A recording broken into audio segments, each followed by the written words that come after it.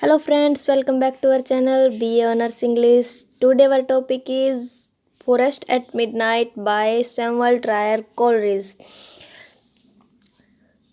इसके अंदर कोलरेज ने सुनसान रात का वर्णन किया है। कवि सुनसान रात में बैठा है, चारों ओर शांति का माहौल है, केवल रात में बोलने वाले पक्षियों की आवाज़ सुनाई दे रही है। रात में उल्लू बोल रहा है और वह इस शांत माहौल को एंजॉय कर रहा है। उसे छोड़कर हर कोई सोया हुआ है, वह जाग रहा है और सोच रहा है कि उसने इस एटमॉस्फेयर को कैसे क्रिएट किया है। ठंडी, शांत और काली रात में वह अपनी लाइफ के बारे में उसे सोचने का समय मिलता है। इसमें कोई डाउट नहीं है कि एटमॉस्फेयर पीसफुल नहीं है, बहुत ज़्यादा शांति है, पर कवि सोच नहीं पा रहा है। क्यों नहीं सोच पा रहा है? वह धीरे से शहर से बाहर दूर गांव की ओर निकल जाता है।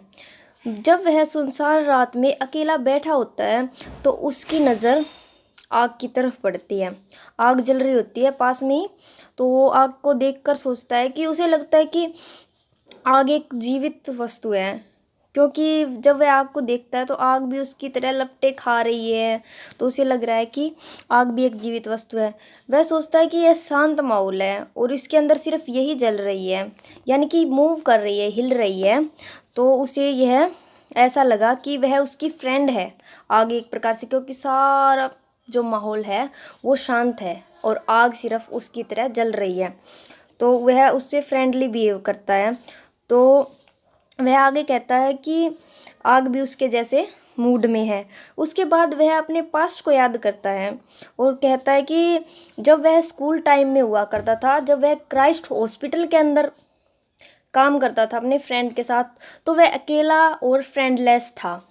लेकिन उसका एक फ्रेंड था, उसने लिखा अपने दोस्त की लाइफ के बारे में, उसने लिखा था एस.टी. कोलरेज के बारे में कि उसने किस प्रकार से अपने नाखुश दिन वहाँ पे क्राइस्ट हॉस्पिटल में बिताए।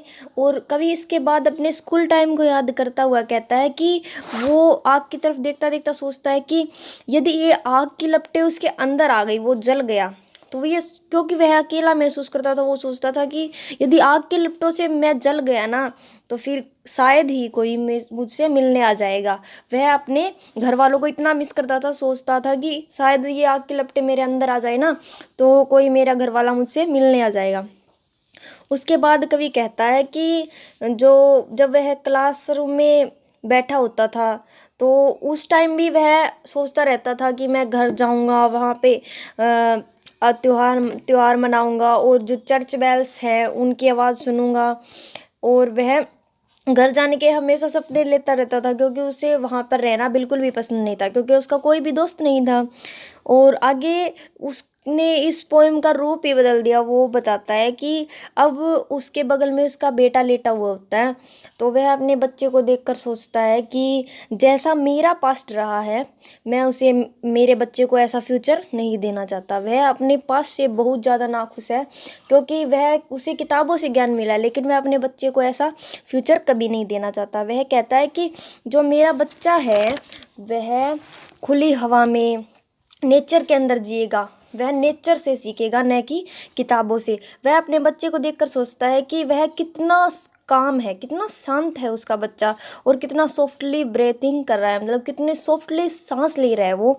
तो वह कहता है कि मैं अपने बच्चे से इतना प्यार करता हूँ कि मैं सोचता हूँ कि मेरा बच्चा नेचर से न केवल सीखेगा, बल्कि नेचर का वह एक हिस्सा भी बनेगा, नेचर का पार्ट बनेगा। वह कहता है कि मैं अपने बच्चे को नेचर को सौंप दूंगा।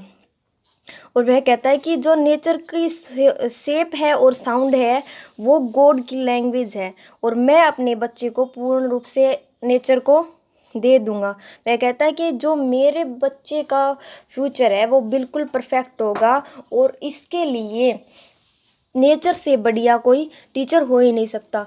और वह इस प्रकार, इसने अपनी पोएम को 3 भागों में डिवाइड कर दिया है, जिसमें वो फर्स्ट पार्ट में तो अपने प्रेजेंट को दिखाता है कि वह क्या देख रहा है, वह क्या कर रहा है, और उसके बाद वह अपने किसको दिखाता है, पास्ट को, पहले प्रेजेंट को, फिर अपने पास्ट को याद करता है, और फिर अपने बच्चे के फ्यूचर के बारे में सोचता है। Thank you friends, like